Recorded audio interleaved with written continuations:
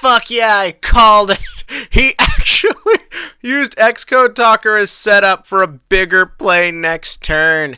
It was actually kind of awesome. I knew it. I mean, it could have not have been, but who cares? It's fun. I had a lot of fun with this week, but seeing as I'm a satirist, I am going to make fun of everything. But just know that this time around, it comes from a place of love.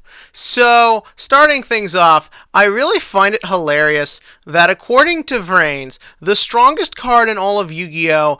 Is not evenly matched, it's not Raigeki, it's not Firewall Dragon, or Skull Dread, or Ash Blossom, or any of these cards that actually do important shit. Nope, it's the original Mirror Force, because if they don't beat it into you that Mirror Force is the defining card of this whole thing, then they aren't doing their job right. Like, seriously, Revolver even has a strategy for getting Mirror Force back. I can only imagine if these people read Solemn Strike, their heads would explode. That being said, I do like the idea that the writers actually put themselves in a situation where Yusaku can't just do his generic shit to actually get around the problem. Because Revolver has designed his deck to utilize things for shutting plays down in an extreme sense, like Topologic and like Mirror Force, Yusaku has to be actually written to actually strategize, not just Deus Ex Machina his way out of things. So because of this, he has to set up boards that maybe require too many resources, but allow him to play around the problem. This is very indicative to real Yu-Gi-Oh!, especially nowadays with matchups like Mekk-Knight Invoked, where a lot of times you have to put effort just for getting rid of a bunch of 2,500 beat sticks that are on the board for no goddamn reason. So I actually liked that. I also liked the fact that Revolver seems to be having fun with just how sadistic he can be. It's a classic Yu-Gi-Oh! Staple to have fun villains, and considering how much that was lacking in Arc 5, and considering how disposable everyone is in Vrains, it's really nice to see that get implemented here. I also like this sort of implication that Revolver doesn't hate Yusaku. He's not angry at Yusaku.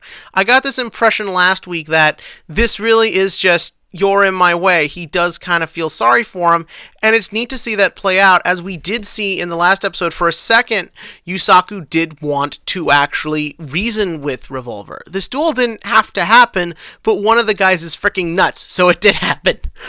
From there, I really liked Yusaku's big triple code talker turn. It's very indicative of sort of real-life Link decks, which obviously need to put a lot into getting a board out. This is the problem with decks like World Chalice, where they kind of just lose to themselves because they put a lot into a board and then it can just sort of get taken down easily. Interestingly enough, kind of like by older stuff. This wasn't that inaccurate. And I like the fact that when Borreload came out, it wrecked shit. I remember a lot of times in other Yu-Gi-Ohs, the rival would summon their boss, rather it be Blue Eyes, Red Dragon Archfiend, Black Ray Lancer, so on and so forth. A lot of times they summoned it and it would just serve a generic purpose. Like, there wasn't anything unique about that particular card. It was just the fact that they just kind of summoned it all the time.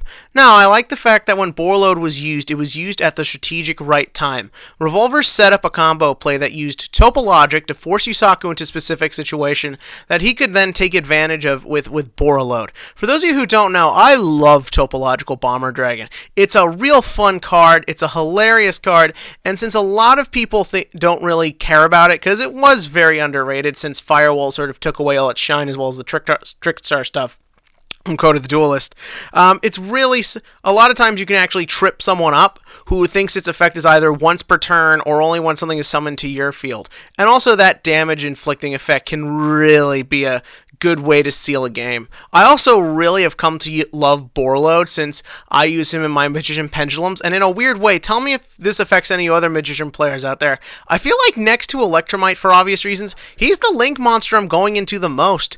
Yeah, like a lot of times I just got that extra monster on board, and sometimes he's just the best guy to go into. Reduce the attack and defense by 500. He puts the opponent, kind of like Yusaku, in a situation where you have to prioritize dealing with it above all else. Now, granted, due to the prominence of magicians and so many other people who love Borreload Dragon, I'm seeing a lot of you summon Borreload and Vortex Dragon, I'm going to bait out your Vortex Negate, summon my own Borlo Dragon, steal your Borlo Dragon, and steal your Vortex Dragon. Oh, Lord, competitive Yu-Gi-Oh! But yeah, I had a fun time with this. There was a lot of action, a lot of fun. The other thing I thought was really sort of unintentionally funny, why do they show Revolver's face from like 80 different angles for no reason? Like, I think if you look back, you'll notice that his face is never cut to from the same angle twice. That's not a huge thing, but it's just kind of weird. But tell me what you thought about this episode in the comments section below. Did you like it? Did you not like it? Any of that stuff. And as for the TCG question of the week, this is something that I was thinking a lot about today. So, it was announced that in the starter deck for this year, the one that the new Code Talker comes in, Link Kuriboh will actually be the Link 1 you get in the deck. And a lot of people are now curious, does this mean we could get Link Kuriboh in ours? Because remember, the starter deck may seem close, but for us, it's not going to come out till sometime in July. But at the same time, a lot of people like to secure their card investments. And we just saw with Ash Blossom, even though it got reprinted because of how essential Ash Blossom is for the metagame, even if you don't play 3, you still need 3, the secrets jumped right back to where they were, or close to it. And even the Ultras are super expensive, but weirdly enough, a lot of people are okay about that. A lot of people feel that it did its job. There's more Ash Blossoms in the market, and the original Ashes and people who spent the money on them didn't overly get screwed. But at the same time, a lot of budget players can't spend $50 on one hand trap. So I can sort of see the argument for and against the sort of big reprints they'll do from time to time. And reprinting Link Kuriboh in a starter deck would do a lot. The card would still have collector's value for being the Ultra and the Jump promo, and it will always have a place in Yu-Gi-Oh! History because of the release issues with it. But would you be okay if something super expensive got reprinted as a starter deck? Probably a starter deck common. I know a lot of people were pissed to see Cosmic Cyclone and D-Barrier get reprinted as commons. If anything, due for the fact that they just kind of thought it was insulting. If you don't, I'd like to know your thoughts on that below. And as always, click to like, click subscribe, and I imagine we're getting our epic conclusion next week.